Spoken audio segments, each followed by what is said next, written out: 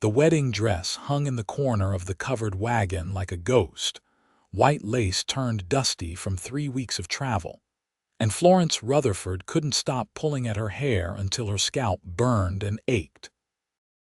Her fingers twisted through the dark auburn strands compulsively, yanking hard enough that tears sprang to her eyes, but she couldn't make herself stop no matter how much it hurt, or how much her mother had scolded her during the journey from St. Louis to this God-forsaken territory. The habit had started when she was 12, gotten worse at 15, and now at 22 it was so ingrained she sometimes didn't even realize she was doing it until she found strands wrapped around her fingers and a tender spot on her head. Her mother had died 2 months ago from fever, and her father had followed a week later from what the doctor called a broken heart, but what Florence suspected was simply the consumption he'd been hiding for years. Their deaths had left her alone with nothing but debts, and a marriage contract her father had signed before he died, promising her to a mine owner in California she'd never met. The wagon lurched over another rut in the road, and Florence grabbed the wooden seat to steady herself. Her companion, Mrs. Edith Walsh, a widow who'd agreed to chaperone her for the journey in exchange for passage west, was dozing with her mouth open and her bonnet askew. They were somewhere in Northern California now.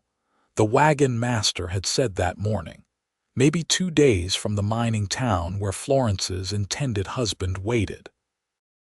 Thomas Caldwell owned 3 profitable claims and needed a wife to keep his house and bear his children, or so his letters had stated in businesslike terms that made Florence feel like livestock being purchased.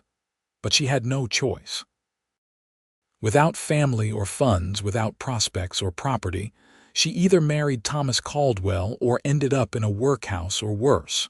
She pulled at her hair again, harder this time, until the pain made her gasp. "Child, you'll go bald if you keep that up," Mrs. Walsh said without opening her eyes. "Your husband won't want a bald bride." Florence dropped her hands into her lap, clenching them together so tightly her knuckles went white. "I'm trying to stop. Try harder."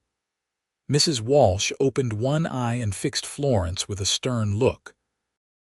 "You're a pretty girl when you're not pulling yourself to pieces. Dark red hair like that is valuable. Men like Thomas Caldwell expect a certain presentation." The words made Florence's stomach turn, but she nodded dutifully. The wagon continued its relentless pace westward, and she forced herself to sit on her hands to keep them occupied with something other than destruction. They stopped for the night near a creek, the wagon master calling for camp to be made while there was still daylight to gather wood and water. Florence climbed down from the wagon on stiff legs, her whole body aching from days of sitting and bouncing. Mrs. Walsh immediately bustled off to gossip with the other women in the train, leaving Florence to fetch water alone. She grabbed the bucket and made her way down to the creek, grateful for a few moments of solitude. The water was clear and cold, running fast over smooth stones. Florence filled the bucket, then knelt at the edge and splashed water on her face, washing away the dust and grime. When she straightened and turned to head back to camp, she found herself face to face with the largest man she'd ever seen. He stood at least 6.5 feet tall, with shoulders so broad they blocked out the setting sun behind him. His hair hung past his shoulders in thick, dark waves that looked like they'd been tied back but had come loose. His face was all hard angles and weathered skin, with several days' worth of beard covering his jaw and the most intensely blue eyes Florence had ever seen. He wore buckskin pants and a heavy shirt with the sleeves rolled up, revealing forearms corded with muscle and covered in old scars.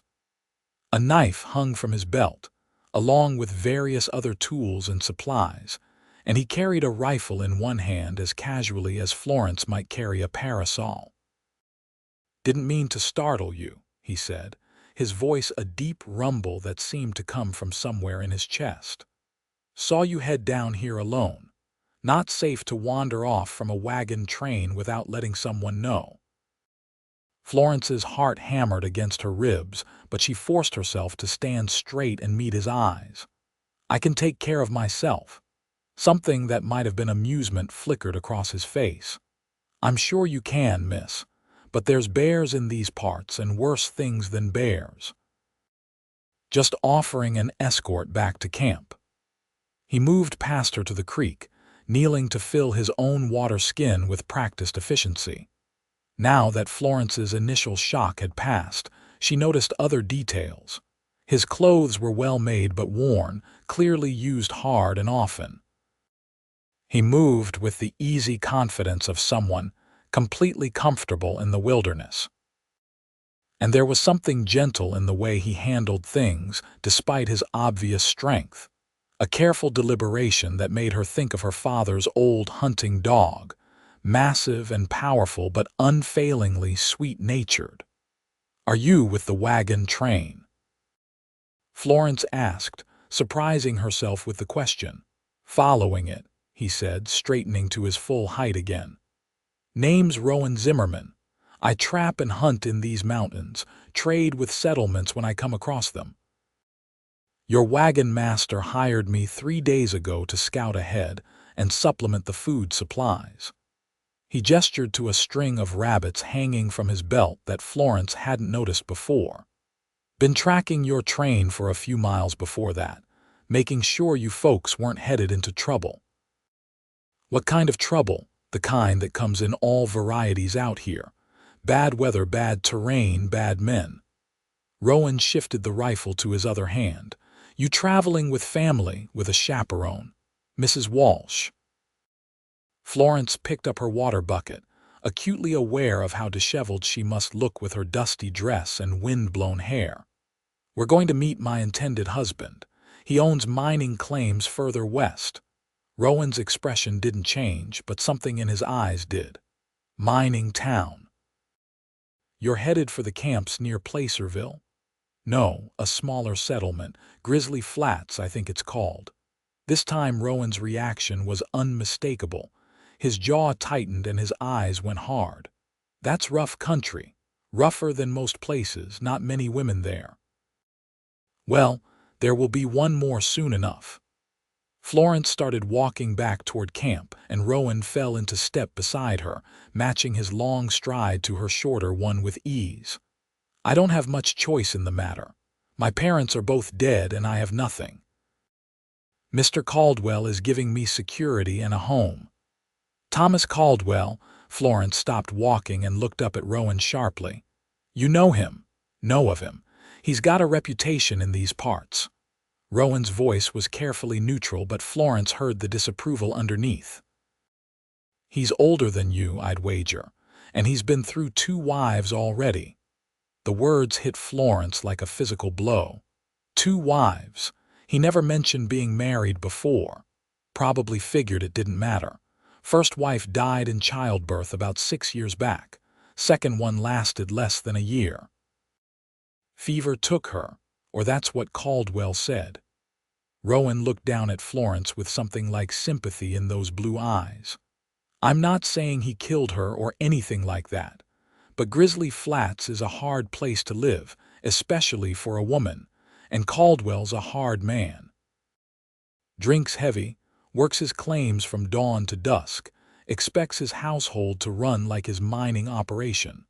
Florence felt her fingers creeping up toward her hair and forced them back down. Her chest felt tight and her breathing had gone shallow. "I signed a contract. My father signed it before he died. If I don't fulfill it, Caldwell can sue the estate for breach of promise, and there's nothing left but debts. I'd end up in prison or worse. Contracts can be broken. Not by people like me, not without money or family or connections." Florence started walking again, faster now, her skirts swishing around her ankles. "Thank you for the information, Mr. Zimmerman, but it doesn't change anything.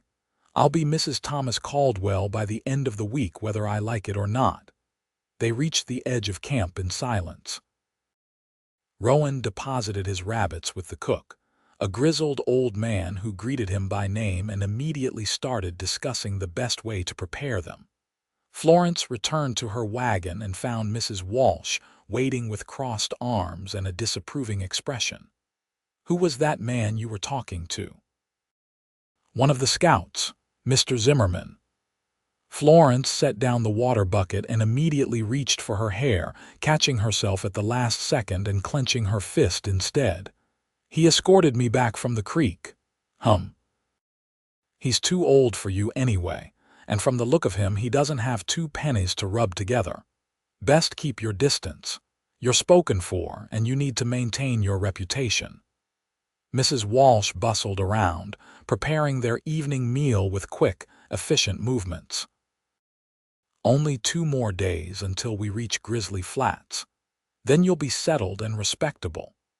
Florence wanted to scream that she didn't care about being respectable, that she'd rather run into the wilderness and take her chances with bears than marry a man who'd already buried 2 wives. But she swallowed the words and nodded obediently, because that was what women like her did. They swallowed their words and their fears and their desires, and they married men they didn't love, and they made the best of it. That night after Mrs. Walsh had fallen asleep in the wagon, Florence lay awake staring at the white canvas overhead and trying not to pull her hair. Her fingers itched with the need, and her scalp already ached from the day's earlier pulling.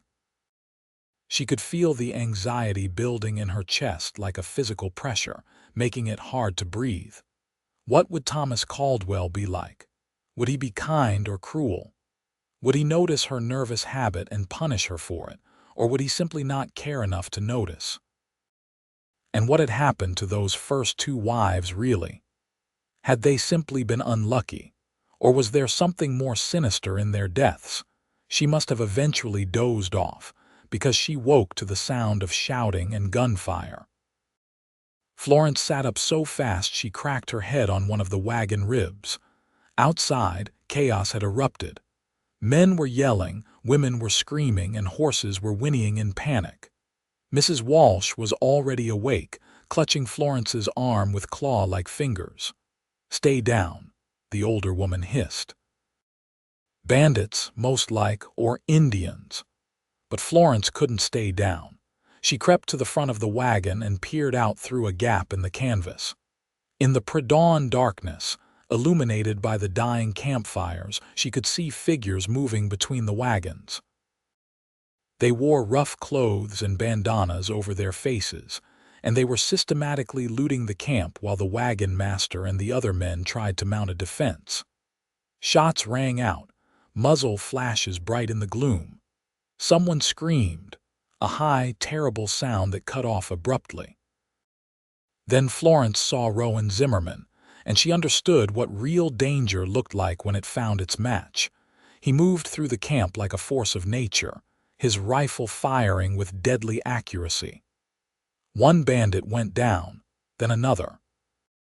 When a third rushed him with a knife, Rowan simply knocked the weapon aside and laid the man out with a single punch that Florence heard connect even from her hiding place. He was magnificent and terrifying in equal measure, all that muscle and strength put to lethal purpose. But there were too many bandits, at least a dozen, and even Rowan couldn't be everywhere at once. Florence saw one of the masked men creeping toward the wagon where she hid. He had a torch in one hand and a gun in the other, and his intention was clear. He was going to burn them out. Without thinking, Florence grabbed the heavy iron skillet Mrs. Walsh used for cooking and jumped down from the wagon. The bandit saw her at the last second and turned, but Florence was already swinging. The skillet connected with the side of his head with a satisfying clang, and he dropped like a stone. His torch fell into the dirt and sputtered out. "Get back in the wagon," Rowan's voice roared across the camp, and Florence looked up to find him running toward her. But another bandit stepped into his path, this one bigger than the others and wielding a wicked-looking knife. Rowan and the man crashed together, grappling in the dirt. Florence bent to grab the fallen bandit's gun, her hands shaking so badly she could barely hold it. She'd never fired a weapon in her life, but she pointed it in the general direction of the fight and tried to look threatening. The bandit Rowan was fighting saw her and laughed, a harsh, ugly sound. "Little girl's got a gun," he jeered. "Think you can use that, sweetheart?" Rowan used the man's distraction to his advantage. He twisted, broke the bandit's grip, and delivered a series of blows so fast Florence could barely follow them. The bandit collapsed, and Rowan disarmed him before turning to face the next threat. The fight was over within minutes after that. The surviving bandits, seeing their numbers whittled down and facing a mountain man who fought like a devil, decided discretion was the better part of valor and fled into the darkness. The wagon master called for men to check the perimeter and for women to tend the wounded. Mrs. Walsh emerged from the wagon, pale and trembling, and snatched the gun from Florence's hands. "Foolish girl, you could have been killed." But Rowan was striding toward them, his face set in hard lines. "She saved your wagon from burning." "That was either the bravest or the stupidest thing I've seen in a month, and I haven't decided which yet." "Both," Florence said shakily. Her whole body had started trembling now that the danger had passed. "It was definitely both." Rowan's expression softened slightly. "You're not hurt?" "No. Just frightened." Florence looked down at her hands and realized they were cut from where she'd gripped the skillet so hard. Blood welled up from her palms, and suddenly the night swam around her. She felt Rowan's strong hands catch her before she hit the ground. When she woke, dawn was breaking over the mountains, and she was lying in her wagon with her hands bandaged. Mrs. Walsh sat beside her, looking older and more frightened than Florence had ever seen her. "The man you knocked out, he's dead," Mrs. Walsh said quietly. "Mr. Zimmerman had to shoot him when he came to and tried to attack again. 3 other bandits dead too, and one of our own men wounded but expected to live." Florence closed her eyes. She'd never seen death before last night. Now she'd been part of causing it. The knowledge sat heavy in her chest, but she couldn't quite make herself feel guilty. That man had been going to burn them alive. She'd done what she had to do. "The wagon master wants to push on as soon as possible," Mrs. Walsh continued. "Get away from this place in case those bandits come back with reinforcements. We're only a day and a half from Grizzly Flats now. You'll be married and safe soon." Safe. The word seemed to lose all meaning. Florence had thought she would be safe once she reached California, safe once she married Thomas Caldwell. But now she understood that safety was an illusion, especially out here in the wild territories. The only real safety came from being strong enough and smart enough and lucky enough to survive whatever came at you. The wagon train moved out within the hour. Florence sat in the back, her bandaged hands folded in her lap, and watched the landscape roll by. Mrs. Walsh tried several times to start a conversation, but eventually gave up and left Florence to her thoughts. They stopped for a noon meal, and Florence climbed down to stretch her legs despite Mrs. Walsh's protests. Her hands throbbed under the bandages, and she felt exhausted down to her bones, but sitting still was impossible. She needed to move, to do something, to feel like she had some control over her own fate. Rowan found her standing apart from the others, staring up at the mountains that rose all around them, pine-covered slopes climbing toward snow-capped peaks that gleamed white in the midday sun. "How are your hands?" he asked. "They hurt, but I'll live." Florence turned to look at him. In daylight, he was even more imposing than he'd been last night. His face bore a few new bruises from the fight, and there was a cut above his left eyebrow that someone had stitched closed with neat, precise stitches. "Did you sew that yourself?" "Years of practice." When you live alone in the mountains, you learn to be your own doctor. Rowan shifted his weight, looking oddly uncomfortable for such a large man. "About last night. You shouldn't have left the wagon, but I'm glad you did. You've got courage, Miss Rutherford. Or stupidity. You still haven't decided which." That earned her a small smile, the first she'd seen from him. It transformed his face, softening the hard edges and making him look younger. Florence found herself staring and quickly looked away, heat rising in her cheeks. "I've been thinking about your situation," Rowan said carefully. "With Thomas Caldwell and the contract your father signed, there might be another way." "What do you mean?" "These mountains are full of places to disappear if a person wants to. Settlements where no one asks too many questions. Or you could travel further north to Oregon Territory. Start fresh somewhere Caldwell would never find you." Florence felt something flutter in her chest, hope or fear or some mixture of both. "He'd come after me. You said yourself he could sue for breach of promise." "He could try. But collecting on a lawsuit requires finding the person first, and tracking someone through this wilderness isn't easy even for men who know what they're doing." Rowan's blue eyes were steady on hers. "I know these mountains better than any man alive. I could guide you somewhere safe, somewhere you could build a life on your own terms." "Why would you do that?" Florence asked, her voice barely above a whisper. "You don't know me. Why would you risk helping me break a legal contract?" Rowan was quiet for a long moment, his gaze moving from Florence to the mountains and back again. "I've seen what happens to women in the mining camps, seen how hard their lives are, how many of them break under the weight of it. And I've heard things about Thomas Caldwell that make me think you'd be better off taking your chances with the bears." He shifted his rifle to his other shoulder. "But it's your choice. I'm just offering an alternative if you want it." Florence's fingers crept up toward her hair, tangling in the loose strands that had escaped her bun. She pulled, feeling the sharp bite of pain, and Rowan's large hand suddenly covered hers, gently but firmly stopping the motion. "Why do you do that?" he asked quietly. "I don't know. I've done it since I was a child. It gets worse when I'm anxious or frightened or overwhelmed, which lately is all the time." Florence tried to pull her hand away, but Rowan held it gently, his calloused thumb brushing over her knuckles. The touch sent an unexpected warmth through her.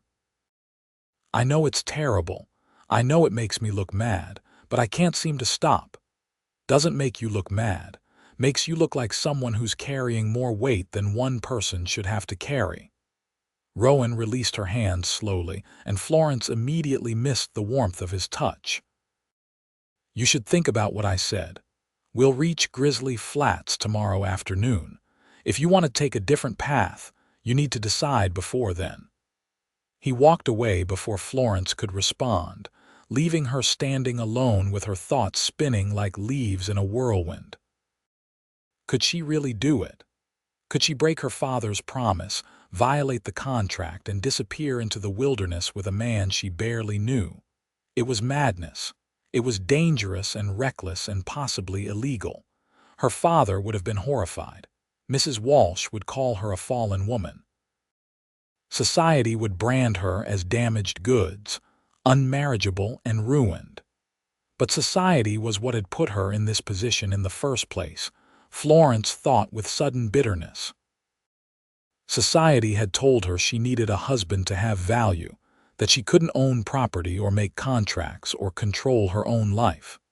Society had looked at her grief and her poverty and seen only an opportunity to sell her off to the highest bidder. Maybe it was time to stop caring what society thought. The wagon train moved on through the afternoon, climbing higher into the mountains. The air grew thinner and colder, and Florence wrapped herself in every shawl she owned, but still she shivered. Mrs.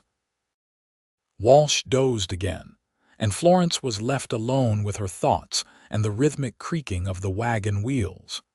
They made camp early, the wagon master citing the need for everyone to rest and recover from the previous night's attack. Florence helped prepare the evening meal with hands that still throbbed under their bandages, and she tried not to stare across the camp to where Rowan sat by the fire, cleaning his rifle with methodical care. Other women in the train had noticed him too, she saw, whispering behind their hands and casting glances his way. He was handsome in a rough, untamed way that probably made respectable women nervous and curious in equal measure.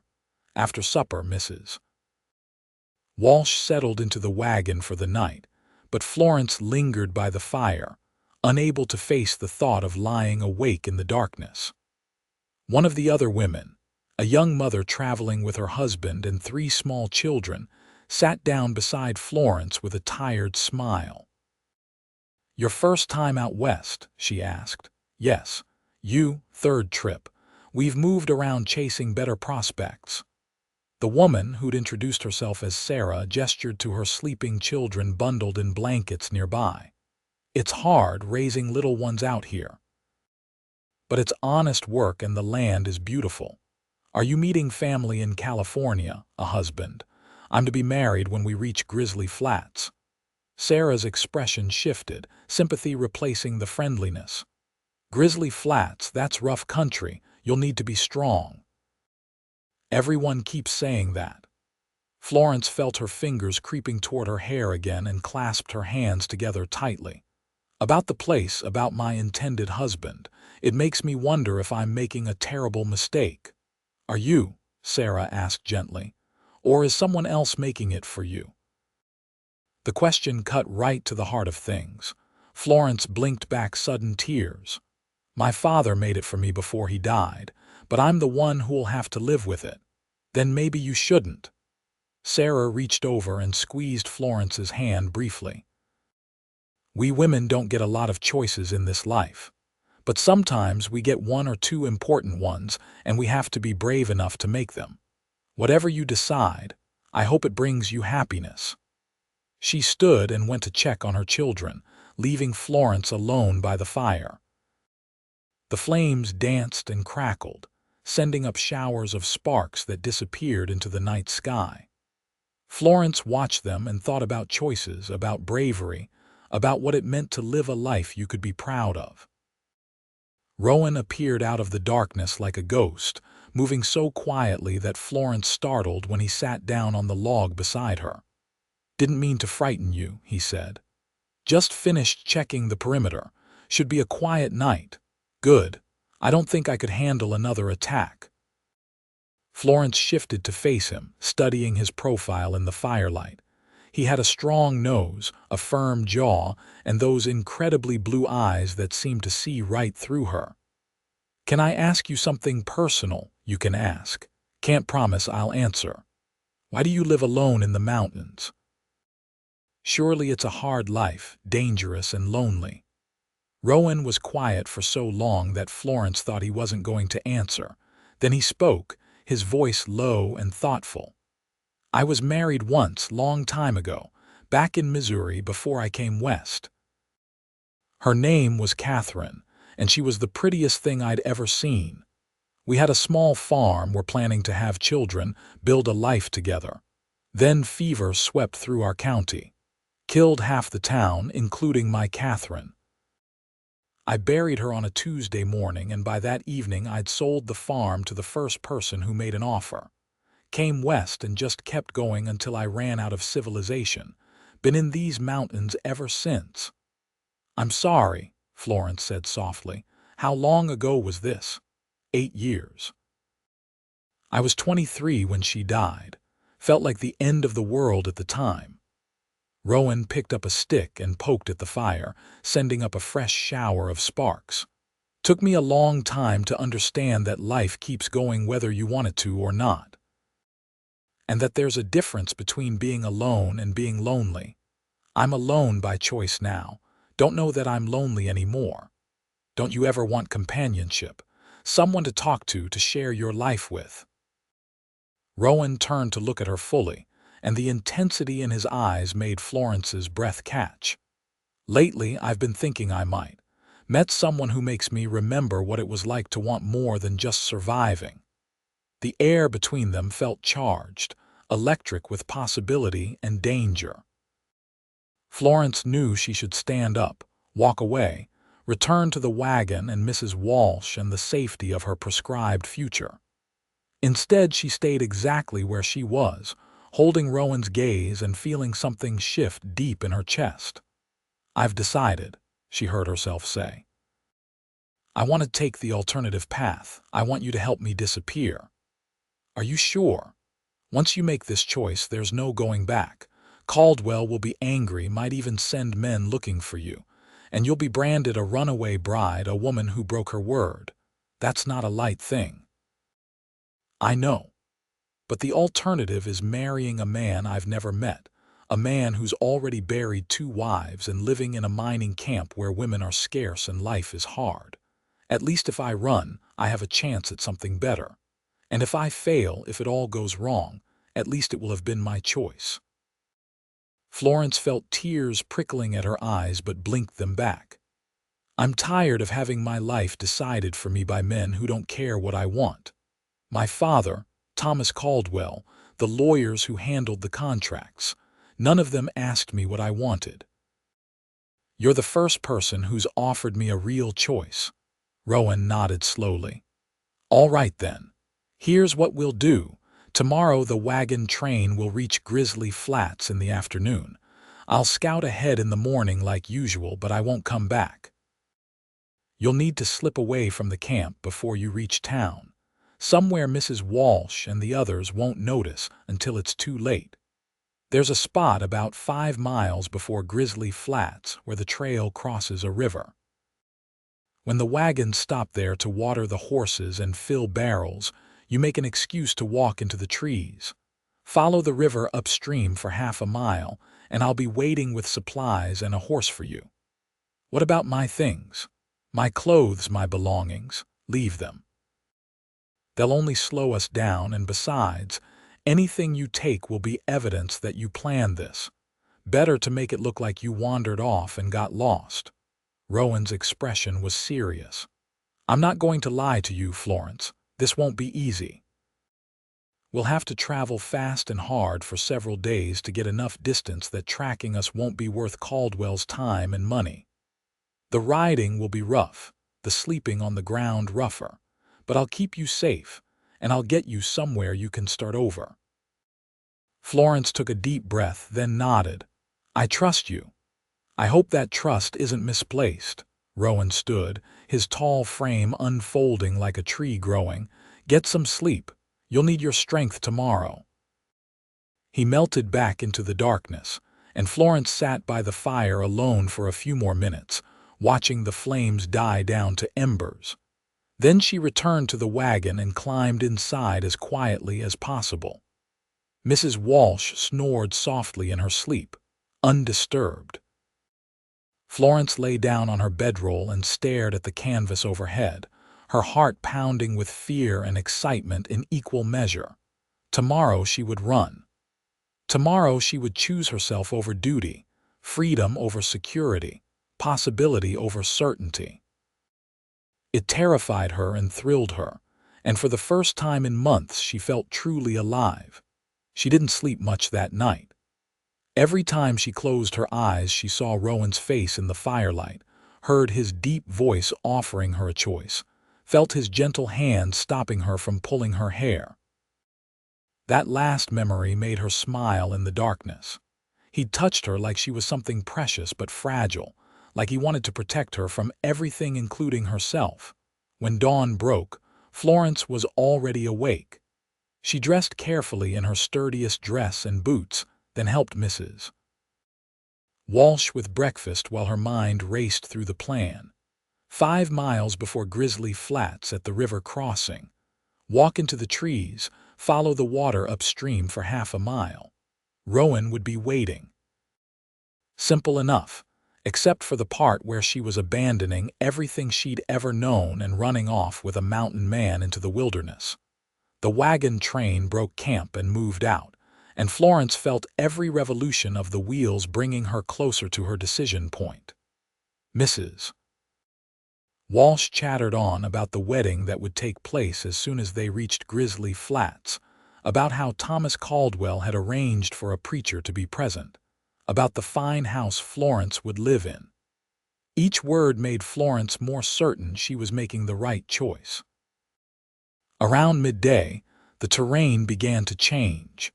The trail descended from the higher mountains into a valley where a river ran swift and clear. The wagon master called for a stop to water the horses and refill water barrels, just as Rowan had predicted. Florence climbed down from the wagon and looked around, her heart racing. "I need to step into the trees for a moment," she told Mrs. Walsh, keeping her voice casual. "For privacy.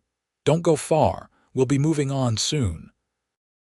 Florence nodded and walked away from the wagons, forcing herself to move slowly and naturally, despite every instinct screaming at her to run. She reached the tree line and glanced back.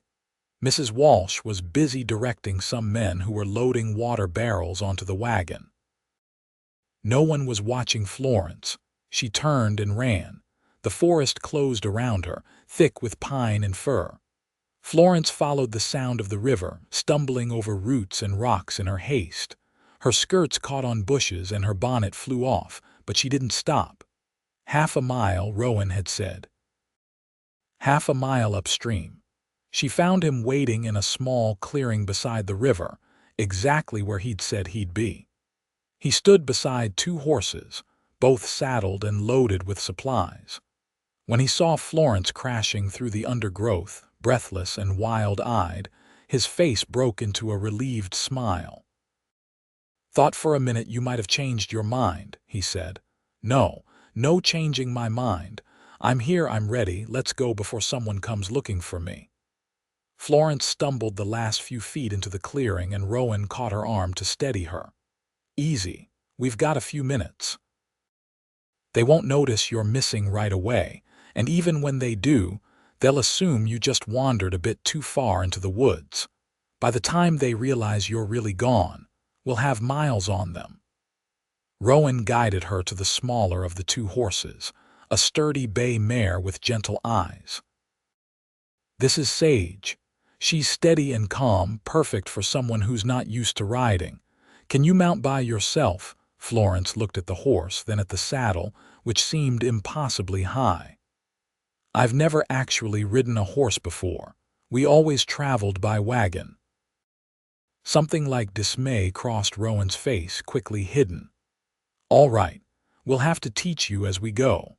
For now, just put your left foot in the stirrup and pull yourself up. I'll help." With Rowan's assistance, Florence managed to scramble inelegantly into the saddle. The ground seemed very far away, and the horse felt alive and unpredictable beneath her. But Rowan handed her the reins and showed her the basics of how to sit, how to hold her hands, how to signal the horse to walk or stop. The most important thing is to stay calm. Horses can sense fear. "Just relax and let Sage do most of the work. She'll follow my horse naturally." Rowan swung up onto his own mount, a large black gelding that suited him perfectly, with easy grace that spoke of thousands of hours in the saddle. "We're going to head northeast, into some of the rougher mountain country. There's an old trapper's cabin about 2 days' ride from here, well off any main trail. We'll hole up there for a few days, let any pursuit die down, and then figure out your next steps." "My next steps?" Florence asked as they started moving, Sage falling into step behind Rowan's horse just as he'd predicted. "I thought you were taking me somewhere I could start over." "I am, but you get to choose where that somewhere is. I know several settlements, some mining towns that aren't like Grizzly Flats, even a few farming communities that need women with good heads on their shoulders. Once we're safe, once you've had time to think without pressure, you can decide what kind of life you want to build."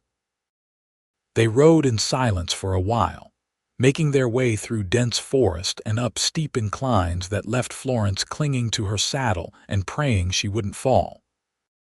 But Sage was patient and sure-footed. and Rowan set a pace that was fast enough to put distance behind them but not so fast that Florence couldn't keep up. After what felt like hours, Rowan finally called a halt in a small meadow surrounded by towering pines. The sun was sinking toward the western horizon, painting the sky in shades of gold and pink. Florence dismounted with a groan, her legs shaking and her backside aching from the unaccustomed riding. "We'll rest here for a bit. Let the horses graze and drink." Rowan pulled supplies from his saddlebags with practiced efficiency. "How are you holding up?" "Everything hurts," Florence admitted, "but I'm still glad I came. Good, because there's no going back now." Rowan handed her a canteen and some dried meat wrapped in cloth. "Eat something. We'll ride another few hours after dark, then make camp for the night." Florence ate mechanically, too tired and sore to taste the food. She watched Rowan move around the meadow, checking the horses, scanning the tree line, always alert and aware of his surroundings. He was completely at home here in a way Florence couldn't imagine being. She was a city girl, raised in St. Louis with its brick buildings and paved streets. This wilderness was as foreign to her as the moon. "What if I can't do this?" she asked suddenly. "What if I'm not strong enough for this life?" Rowan looked up from where he was adjusting his saddle. "You faced down a bandit with a skillet. You made the choice to run instead of marrying a man you knew would make you miserable. You're stronger than you think, Florence." "I pull my hair when I'm anxious," she said, and even as she said it, she felt her fingers creeping upward. "I'm doing it right now. I can't control it. What kind of strong person can't even control her own hands?" Rowan crossed the meadow and gently caught her wrists, the same way he had before. His hands were large and rough with calluses, but his touch was incredibly gentle. Strength isn't about not having weaknesses. It's about facing your fears even when they terrify you. You've done that. The hair pulling is just a habit, a way your body deals with stress. We'll work on it together. "How? I don't know yet, but we'll figure it out." Rowan released her hands slowly. "When we reach the cabin, when we have time and safety, we'll figure out a lot of things." They mounted up again as the sun set, and Rowan led them by moonlight along trails that Florence could barely see. She simply gave Sage her head and trusted the horse to follow Rowan's gelding, and somehow it worked. The night was full of sounds that city-bred Florence had never heard before. Rustlings and hoots and distant howls that might have been wolves or might have been her imagination. But with Rowan's broad back ahead of her, and his quiet confidence surrounding them like a shield, Florence felt safer than she had in months. They finally stopped well after midnight, and Rowan declared they'd made good distance. He helped Florence down from her horse, and she nearly collapsed, her legs so cramped and sore she could barely stand. Rowan steadied her with his hands on her waist, and for a moment they stood very close, close enough that Florence could feel the heat radiating from his large frame. "Sorry," he said, not moving away. "Pushing you hard, but it's necessary. I understand." Florence's voice came out breathier than she intended. "I'm fine, just tired." Rowan's hands lingered on her waist for another heartbeat, then he stepped back and began setting up camp. Florence watched him lay out bedrolls, build a small fire, and prepare a simple meal of beans and coffee. His movements were economical and efficient, no wasted motion. Everything he did spoke of experience and competence, of a man who knew exactly what he was doing and did it well. They ate in silence, both too exhausted for conversation. When Rowan banked the fire and gestured to the bedrolls he'd laid out several feet apart, Florence almost wept with gratitude. She crawled into the blankets fully dressed and was asleep within seconds. She woke once in the night to find Rowan sitting up, his rifle across his knees, keeping watch. The sight made her feel protected and cared for in a way she'd never experienced before. She drifted back to sleep with a small smile on her face. Morning came too soon, gray and cold. Florence's whole body ached, muscles she didn't know she had screaming in protest when she tried to move. Rowan had coffee ready and more dried meat, and he regarded her stiff movements with sympathetic eyes. "It gets easier," he promised. "Few more days and you'll be riding like you were born to it." "Few more days and I'll be dead," Florence muttered, but she accepted the coffee gratefully. They rode through the morning, climbing higher into the mountains. The trees changed from pine to aspen, their white trunks ghostly in the morning mist. Wildlife appeared and disappeared around them, deer bounding away at their approach, birds calling warnings from the branches. Once Florence saw what might have been a bear in the distance, a large dark shape moving through the undergrowth, and she pointed it out to Rowan with a trembling hand. "Black bear," he confirmed. "Nothing to worry about as long as we don't bother it. They're more scared of us than we are of them, usually." "Usually? Well, sometimes you get a cranky one, or a mother with cubs. Then you have to be careful." Rowan spoke casually, like discussing potentially deadly wildlife was an everyday occurrence. Which for him, Florence realized, it probably was. They stopped for a brief rest at midday, and Florence forced herself to eat even though she wasn't hungry. She'd already learned that keeping her strength up was essential out here. There were no restaurants or inns, no servants to bring meals at regular intervals. If she didn't eat what Rowan provided, she simply didn't eat. "How much further to this cabin?" she asked. "We'll reach it by tomorrow evening if we keep up this pace." "It's well hidden, built by an old trapper who died about 5 years back. I use it sometimes when I'm working this area. No one else knows about it." Rowan handed her the canteen. "You're doing well, Florence. Better than I expected for someone who's never spent time in the wilderness." The compliment warmed her more than the weak sunshine filtering through the trees. "I don't feel like I'm doing well. I feel like I'm barely surviving." That's all any of us are doing out here. Barely surviving is the same as succeeding. Rowan smiled at her, that rare expression that transformed his hard face into something almost boyish. "You'll get the hang of it." They rode on through the afternoon, and Florence tried to pay attention to her surroundings, to learn the way Rowan read the landscape. He pointed out game trails and water sources, showed her which plants were edible and which were poison, explained how to tell direction by the sun and stars. It was overwhelming, an entire education crammed into scattered conversations, but Florence absorbed what she could. That night, they camped beside a stream and Rowan caught fish for their supper with his bare hands, a feat that astonished Florence.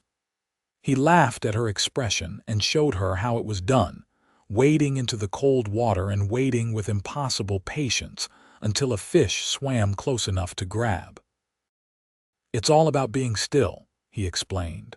"Most hunting is. You wait and watch and don't move, and eventually your prey forgets you're there."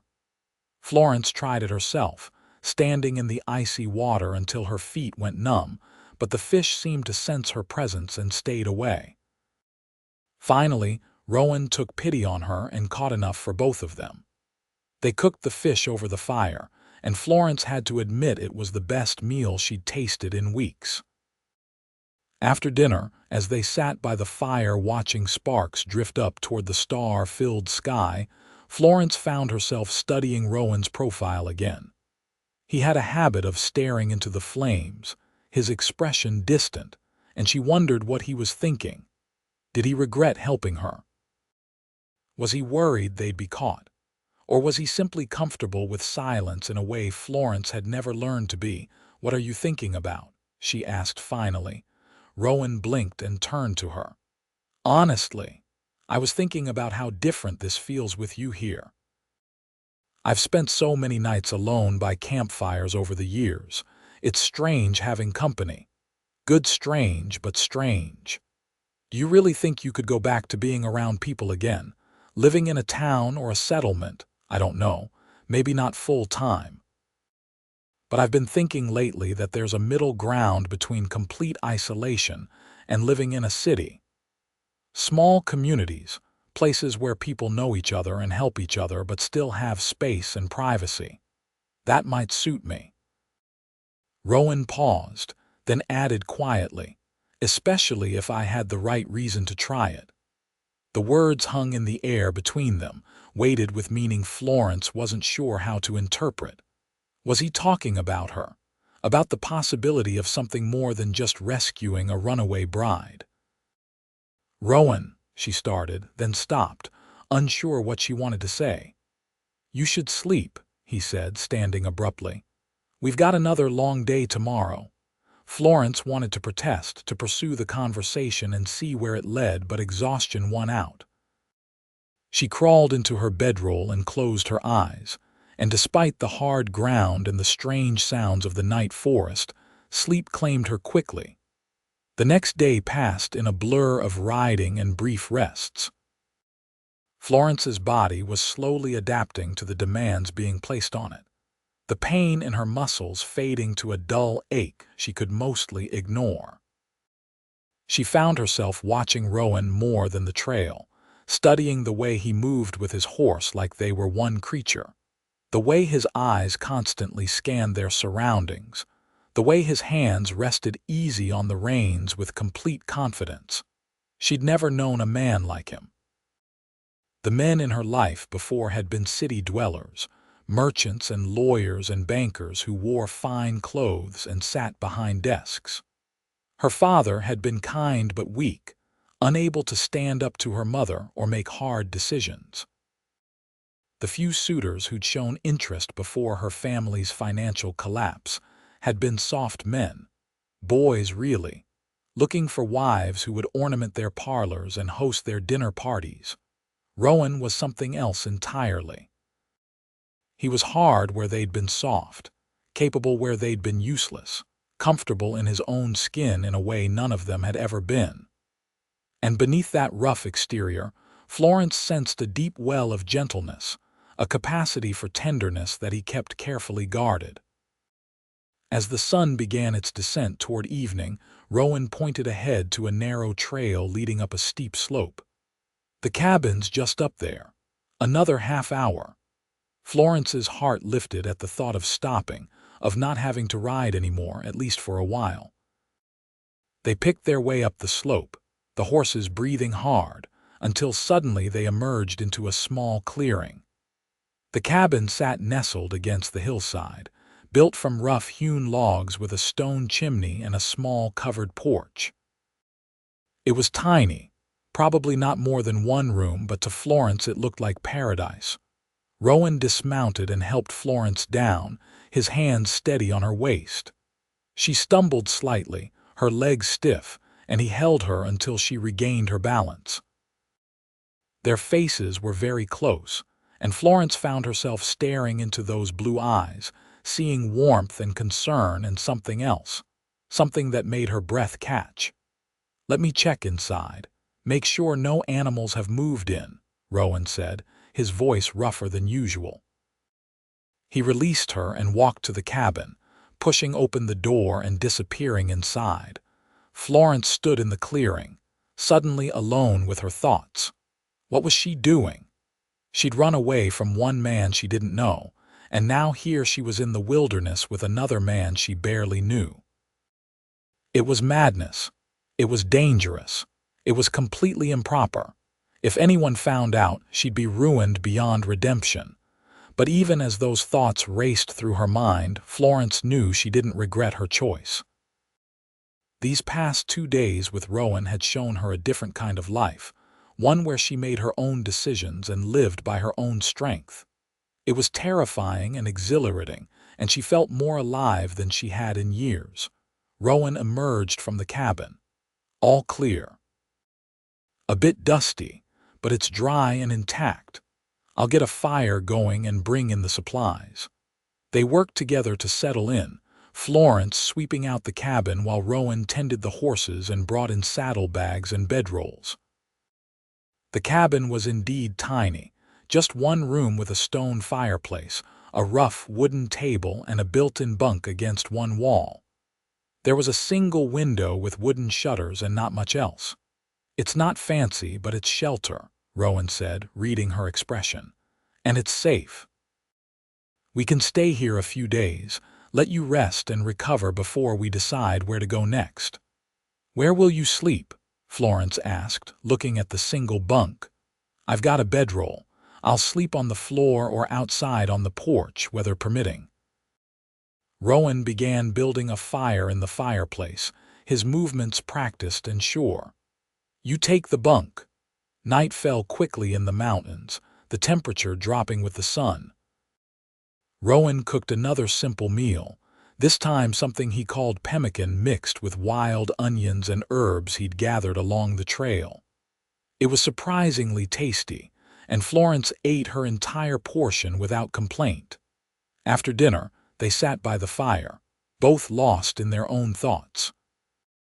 Florence felt her fingers creeping up to her hair, that old nervous habit reasserting itself now that the immediate danger had passed, and she had time to think about what she'd done. She pulled, felt the sharp pain, pulled again harder. "Stop," Rowan said gently. He moved from his seat and knelt beside her chair, taking her hands in his large ones. "You're safe here. You don't have to hurt yourself." "I can't help it," Florence whispered, tears suddenly streaming down her face. "I've tried to stop for years, but I can't. Whenever I'm anxious or upset or even just thinking too hard, my hands just reach up and pull. I've made myself bleed before. There are patches of my scalp where the hair is thin from years of this." She was sobbing now, all the fear and stress of the past weeks pouring out. "I'm broken, Rowan. I'm damaged. Who would want someone like me?" Rowan was silent for a moment, still holding her hands. Then he spoke, his voice low and firm. "You're not broken. You've survived things that would have destroyed weaker people. You've made hard choices and lived with the consequences. That's not damage, Florence. That's strength. But the hair pulling is just a habit. A bad one, sure, but just a habit, and habits can be changed." Rowan released one of her hands and reached up to gently touch her hair, his fingers barely grazing the auburn strands. "Tomorrow morning, if you'll let me, I'll braid your hair for you. Pull it back tight and neat so it's harder for your fingers to grab. We'll do it every morning until the urge to pull gets weaker. And whenever you feel your hands reaching up, I'll be there to stop you, to remind you that you're safe and you don't need to hurt yourself anymore." Florence stared at him through her tears. "You would do that, braid my hair every morning, every single morning for as long as it takes." Rowan's hand cupped her cheek, his thumb brushing away her tears. "You're not alone anymore, Florence. You don't have to fight this by yourself."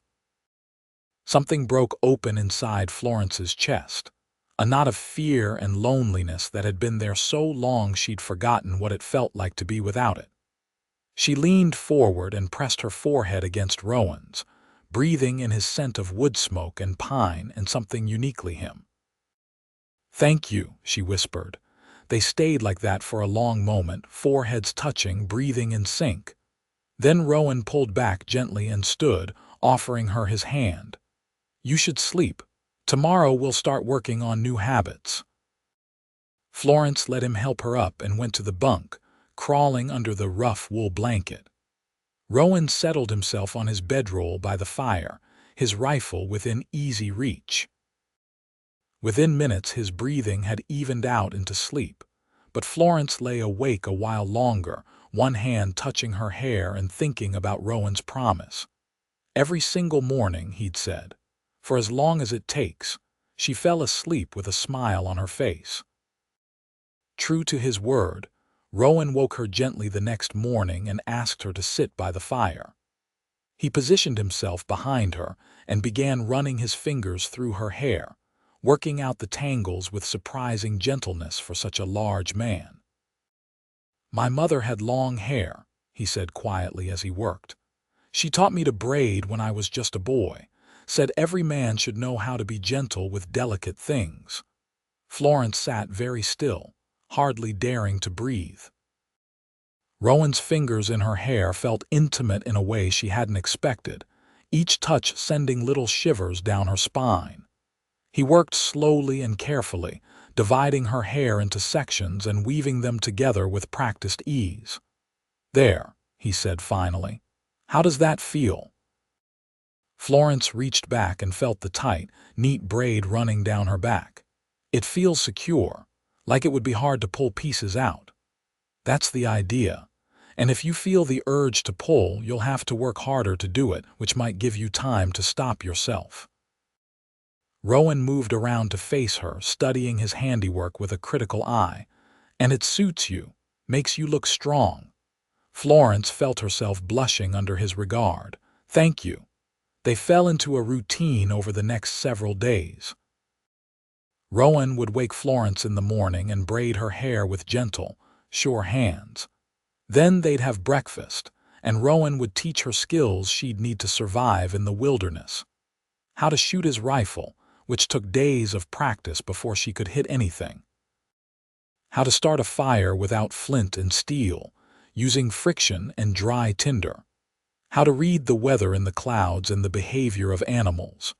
How to dress game and prepare hides. How to purify water and find edible plants. It was exhausting and overwhelming, and Florence failed as often as she succeeded. But Rowan was patient, never raising his voice or showing frustration when she made mistakes. He simply showed her again and again until she got it right. And every night, Florence went to sleep without having pulled her hair once. The tight braid and Rowan's gentle reminders whenever her hands strayed upward were working. She could feel the urge lessening, the compulsion fading as she felt safer and more in control of her life. On the fourth night at the cabin, after a day spent learning to skin rabbits Rowan had trapped, Florence finally worked up the courage to ask what had been on her mind. "What happens now? We can't stay here forever." Rowan poked at the fire, sending up a shower of sparks. "No, we can't. Winter's coming in another month or two, and this cabin won't be comfortable once the snow starts. We need to get you settled somewhere before then." "Where would you suggest?" "There's a town called Petaluma down near San Francisco. It's in Sonoma County, good farming country, not like the mining camps. Lots of families there, people building real lives. You could find work, maybe as a teacher or a seamstress. Start fresh where no one knows about Thomas Caldwell or broken contracts." Florence absorbed this. "It sounds nice. But it's far from here, isn't it? About a week's ride, maybe more. We'd have to be careful, take routes that avoid the main trails. But I know the way." Rowan finally looked up at her.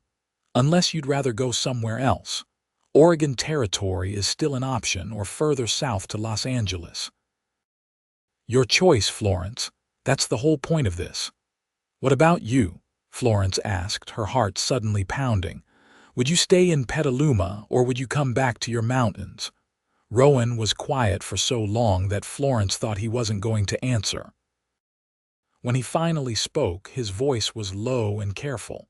"That depends." "On what?" "On whether you want me to stay or go." He met her eyes across the fire.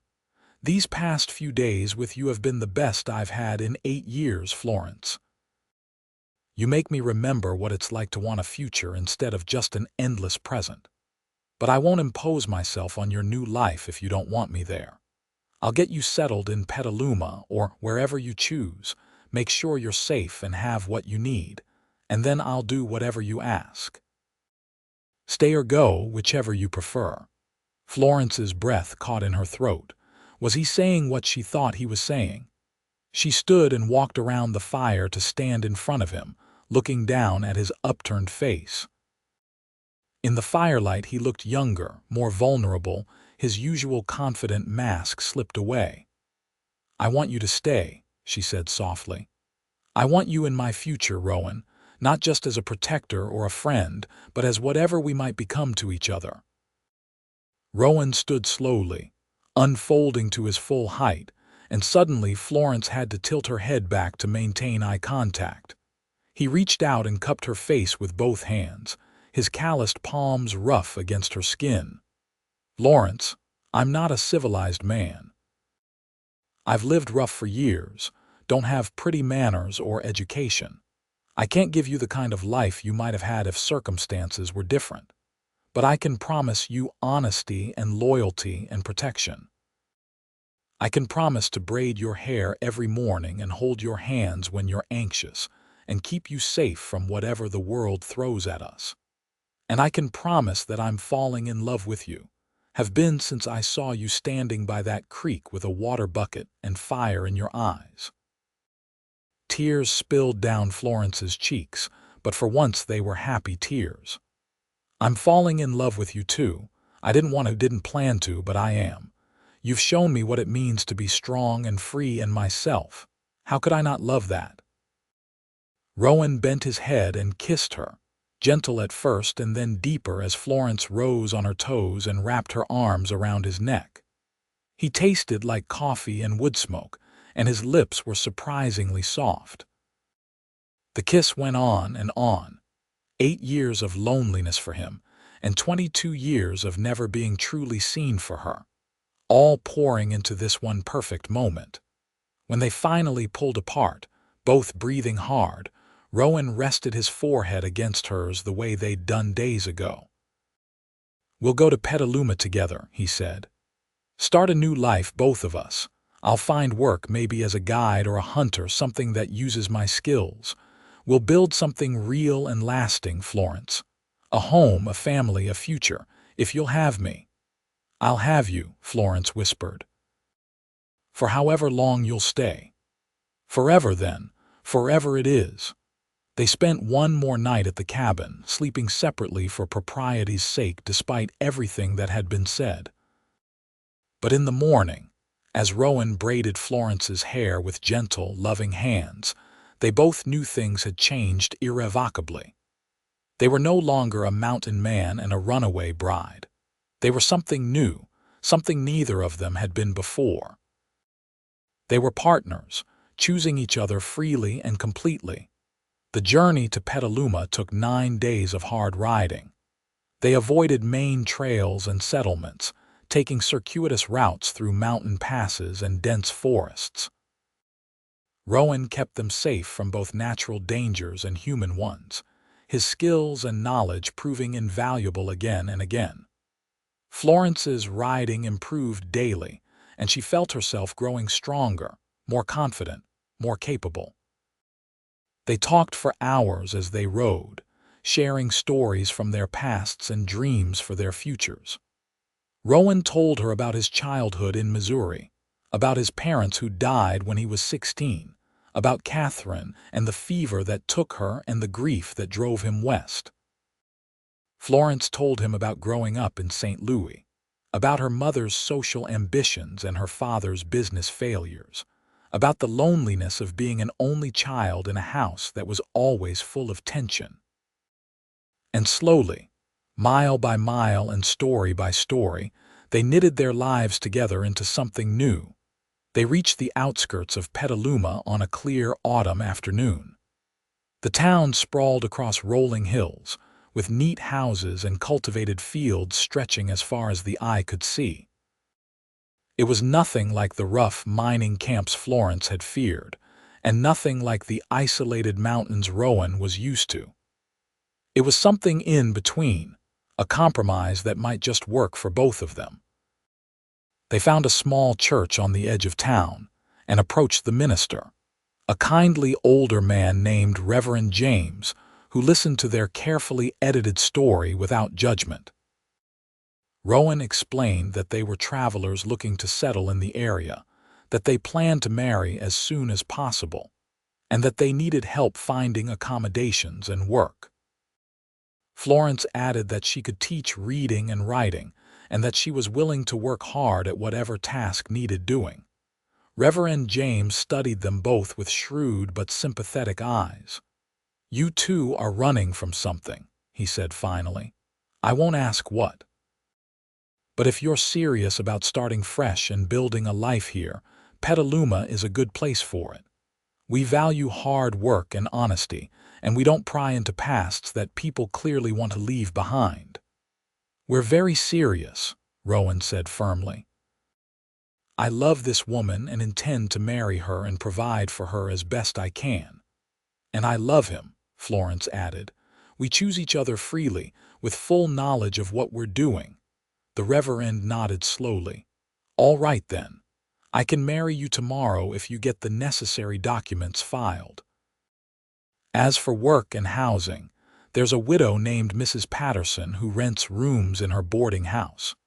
She's always looking for help around the place, so Miss Florence here might be able to work off the rent until you're on your feet.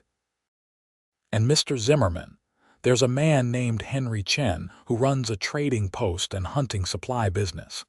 He's mentioned needing someone who knows the mountains to guide hunting parties and source pelts. Might be a good fit for your skills."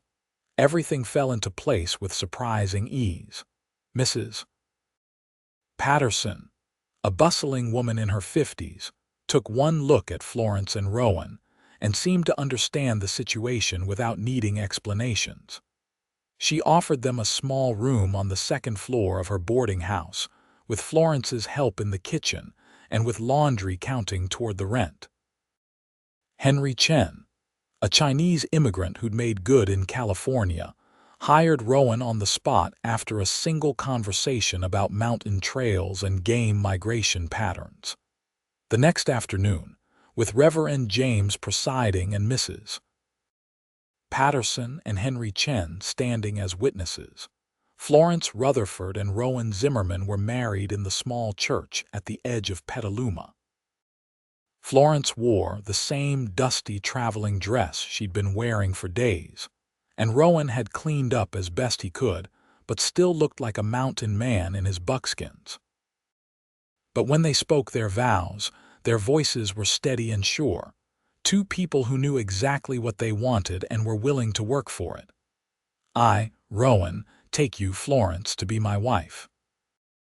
I promise to braid your hair every morning, to hold your hands when you're anxious, and to love you through whatever life brings us. I promise to see you, really see you, every single day for the rest of our lives. I, Florence, take you, Rowan, to be my husband.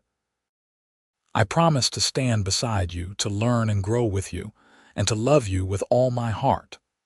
I promise to be brave, to choose you every day, and to build a life worthy of the gift you've given me."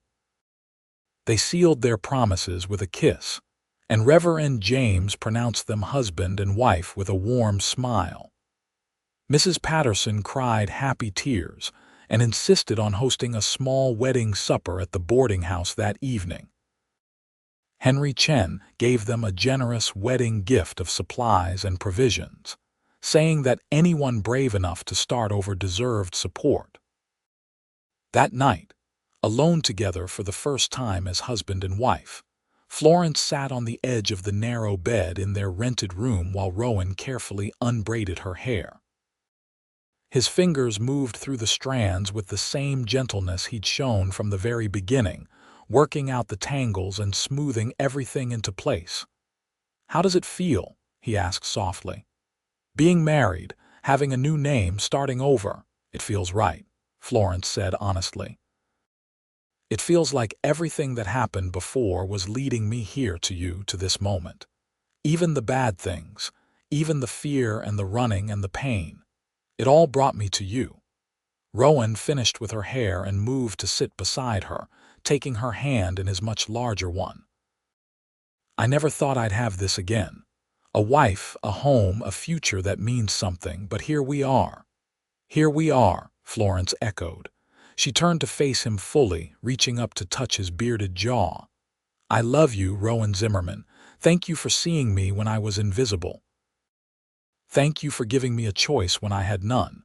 Thank you for braiding my hair and holding my hands and loving me enough to risk everything." "You're worth the risk," Rowan said simply. "You're worth everything."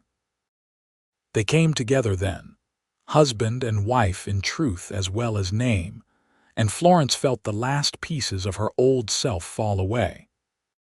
She wasn't the anxious girl who pulled her hair anymore, wasn't the frightened runaway bride, wasn't the daughter of failed parents or the property being sold to the highest bidder.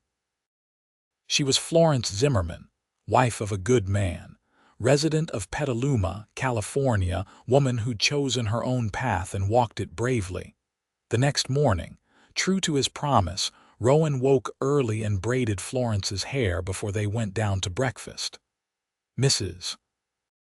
Patterson saw them arrive hand in hand and smiled knowingly. The other boarders, a mix of families and single men working in the area, welcomed the newcomers with friendly curiosity. Over the following weeks and months, Florence and Rowan settled into their new life. Florence helped Mrs. Patterson run the boarding house and started teaching reading and writing to children in the neighborhood for a small fee. The work was hard but satisfying, and she discovered she had a gift for patience and explanation that served her well.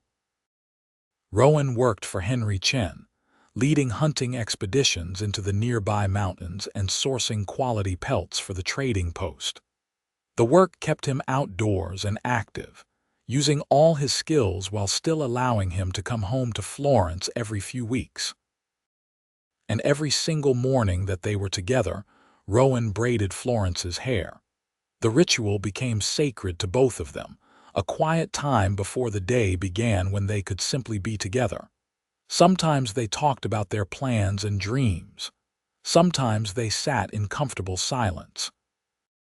But always, Rowan's hands were gentle in her hair, and Florence felt her anxiety quieting. The urge to pull her hair never completely disappeared, but it weakened over time. Months became a year, and Florence realized she sometimes went days without thinking about it. The braid helped, as did Rowan's gentle reminders when she caught herself reaching up. But more than that, she was simply happier than she'd ever been, more secure and more at peace. The need to hurt herself faded as her life filled with love and purpose. In the spring of their first year of marriage, Florence realized she was pregnant. She told Rowan one morning as he was braiding her hair, her voice shaking with joy and fear in equal measure. "I'm going to have a baby. We're going to have a baby." Rowan's hands stilled for a moment, then continued their steady work. When? Late fall, I think, November or early December. He finished the braid and turned Florence to face him, his blue eyes bright with emotion. "Are you happy about it?" "Yes, terrified, but yes." "Are you?" "Happiest I've ever been." Rowan pulled her close, cradling her against his broad chest. "We're going to be parents, Florence. We're going to have a family." The pregnancy progressed smoothly, despite Florence's fears. Mrs. Patterson was a font of knowledge and advice, having raised 5 children of her own. The other women in the boarding house and the neighborhood rallied around Florence, offering support and hand-me-down baby clothes and reassurance. Rowan was alternately excited and terrified, reading every book on childbirth and infant care he could get his hands on and planning for every possible contingency. In early December, during a cold snap that brought frost to the California hills, Florence went into labor. The birth was long and difficult, but with Mrs. Patterson and the local midwife attending, everything went well. And just after dawn on December 7, 1852, Florence and Rowan became parents to a healthy baby boy with his father's blue eyes and his mother's auburn hair. They named him James, after Reverend James who'd married them and welcomed them to Petaluma without judgment. Little James was a good baby, crying only when he was hungry or uncomfortable, and both Florence and Rowan fell completely in love with him from the first moment. Rowan proved to be a devoted father, spending every spare moment with his son. He'd come home from weeks in the mountains with the hunting parties, and immediately take James from Florence's arms, cradling the tiny baby against his massive chest with the same gentle care he used when braiding Florence's hair. Watching her husband with their child, Florence felt her heart expand in ways she hadn't known were possible. And still, every single morning, Rowan braided Florence's hair. Even when they were exhausted from sleepless nights with the baby, even when time was short and duties called, he never failed to keep his promise. The ritual grounded them both, a reminder of where they'd started and how far they'd come. James was followed by a daughter 2 years later, whom they named Catherine after Rowan's first wife. Florence had suggested it, wanting to honor the woman who'd first claimed her husband's heart and whose loss had eventually led him to Florence. Rowan cried when Florence proposed the name, overcome with gratitude that his new wife was secure enough in his love to honor his past. Catherine was followed by another son, then another daughter, until Florence and Rowan had 4 healthy children filling their home with noise and love and chaos. They'd moved out of Mrs. Patterson's boarding house after James was born, into a small house on the edge of town with enough land for a garden and a few chickens. Rowan still worked for Henry Chen, but had taken on an apprentice to handle some of the longer expeditions, wanting to spend more time at home with his growing family. Florence taught children in a small schoolhouse the town built when they realized how valuable her skills were. She loved the work, loved watching young minds open to the possibilities of reading and writing. And she loved coming home to her husband and children, to the life they'd built together from nothing but courage and love. The years passed in a blur of ordinary moments that somehow added up to an extraordinary life. Birthdays and holidays, skinned knees and childhood illnesses, triumphs and setbacks, all woven together into the fabric of a real family. Florence's hair went from auburn to auburn streaked with gray, and Rowan's dark waves picked up silver threads. But every morning, without fail, he braided her hair with the same gentle care he'd shown that first morning in the mountain cabin. "You ever regret it?" Florence asked him one morning, 20 years into their marriage. They sat on the porch of their house, watching the sun rise over the California hills while their children, all grown or nearly so now, slept inside. "You ever miss your solitary life in the mountains?" Rowan was quiet for a moment, his fingers working through her hair with the ease of long practice. "Sometimes I miss the silence," he admitted. "The simplicity of it. Just me and the mountains and no responsibilities beyond survival, but I wouldn't trade this for that, not for anything. You and our children, this life we've built, it's worth more than all the peaceful solitude in the world." "Even though I still pull my hair sometimes?" Florence asked. She'd mostly conquered the habit, but it still resurfaced occasionally during times of particular stress or worry. "Even though you still pull your hair sometimes," Rowan confirmed, finishing the braid and pressing a kiss to the top of her head. "You're not perfect, Florence. Neither am I. But we're perfect for each other, and that's what matters." Florence turned to face her husband, this man who'd saved her in more ways than one, who'd shown her what love really meant. "I would do it all again, you know. If I could go back to that day by the creek when you first startled me, knowing everything that would happen, I'd make the same choice. I'd run away from Thomas Caldwell and into your arms every single time." "Good," Rowan said, pulling her close, "because I'd choose you every single time too." They sat together as the sun climbed higher, 2 people who'd found each other against all odds and built something lasting from the ashes of their old lives. Inside, their children began to stir, and soon the morning peace would be broken by the cheerful chaos of breakfast and conversation, and the demands of the day. But for these few precious moments, Florence and Rowan were simply together, her head on his shoulder and his arm around her waist, two hearts beating in sync. The town of Petaluma grew and changed over the years, but the Zimmerman family remained a constant. Their children grew up strong and confident, raised by parents who loved each other and loved them, who valued hard work and kindness and the courage to choose your own path. James became a teacher like his mother, running the school Florence had started when she passed it on to him. Catherine married a rancher and had 5 children of her own. The younger boys followed different paths, one becoming a doctor and the other a guide like his father, working with Henry Chen's trading post.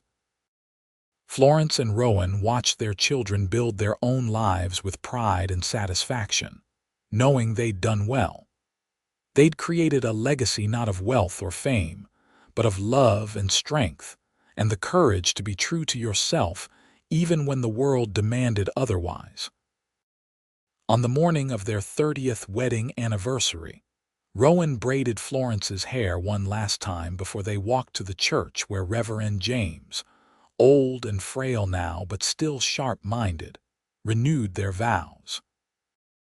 The church was packed with their children and grandchildren, with friends and neighbors who'd become family over the years, with the entire community that had welcomed 2 strangers so long ago. 30 years, Florence said to Rowan as they stood together before the altar. 30 years of you braiding my hair every single morning. That's a lot of braids. And I'd do 30 more, Rowan replied, his voice still strong despite his silver hair and weathered face. And 30 after that, if we're blessed with the time. They weren't blessed with that much time, as it turned out. Rowan died quietly in his sleep 5 years later, at the age of 66, worn out from a lifetime of hard living and hard work. Florence found him in the morning, looking peaceful and pain-free, and though her grief was sharp and immediate, she knew he wouldn't have wanted to linger or diminish. He'd lived fully and loved deeply, and that was enough. She stood at his graveside surrounded by children and grandchildren and great-grandchildren, people who existed because she'd had the courage to run away from a life she didn't want, and Rowan had had the compassion to help her. She wore her hair in a braid, the way she'd worn it every day for 35 years, and though her hands trembled with age and grief, she didn't pull at it. Rowan had taught her to be strong, and strong she would remain. Florence lived another 10 years after Rowan's death, teaching and gardening and spoiling her grandchildren. She never remarried, never even considered it. How could she when she'd already had the great love of her life? Instead, she poured her energy into her family and her community, carrying forward the lessons Rowan had taught her about strength and gentleness, about seeing people for who they really were, about the importance of keeping promises. Every morning she braided her own hair, using the same pattern Rowan had used, and remembered the frightened girl in a wagon who pulled her hair until it hurt, remembered the mountain man who'd offered her a choice, remembered that first morning in the cabin when he'd touched her hair so gently and promised to help her change. Remembered 35 years of mornings, of those strong, gentle hands weaving her hair into order, of quiet conversations and comfortable silences, of a love that had sustained her through everything. When Florence Zimmerman died peacefully in her sleep at the age of 77, surrounded by 3 generations of family, she was buried next to Rowan in the Petaluma cemetery. Her gravestone read, "Florence Zimmerman, beloved wife, mother, grandmother, teacher." She chose courage over comfort and found love in the wilderness. And beside it, Rowan's stone. Rowan Zimmerman, beloved husband, father, grandfather, he saw what others missed and loved without condition. Between the 2 stones, someone had planted a wild rose bush that bloomed every spring, its flowers the same auburn color as Florence's hair had been when she was young.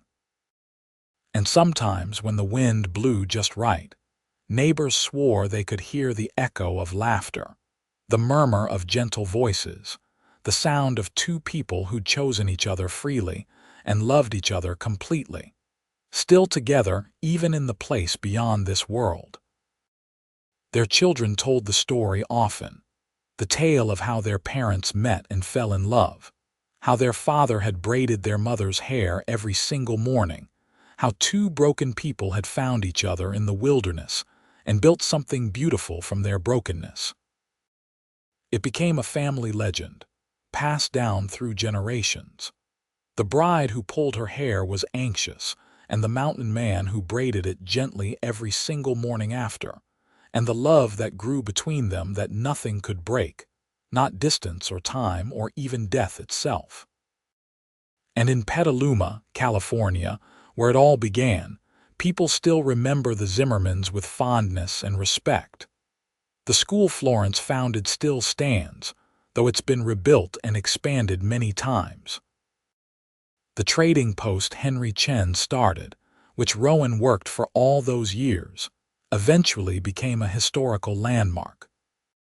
And the small church where they were married continues to hold services, with a plaque on the wall commemorating the couple who showed the town what it meant to start over, to choose love over fear, to keep promises even when they're hard. Their story is one of courage and compassion, of seeing past surfaces to the truth underneath, of the power of small, consistent acts of love. It's a story of the Wild West, yes, with its dangers and hardships and rough edges. But more than that, it's a story of two people who found each other when they needed it most and built a life that mattered, that endured, that left the world better than they found it. And every morning, somewhere in Petaluma, there's a husband or wife or parent who remembers the story and takes an extra moment to be gentle with someone they love, to keep a promise that seems small but isn't, to see what others might miss. Because that's the real legacy Florence and Rowan left behind, not a fortune or a monument, but a reminder that love is built in small, daily acts of tenderness, in promises kept and hands held and hair braided gently every single morning, until gentleness becomes habit, and habit becomes love, and love becomes the foundation of everything that matters. The end.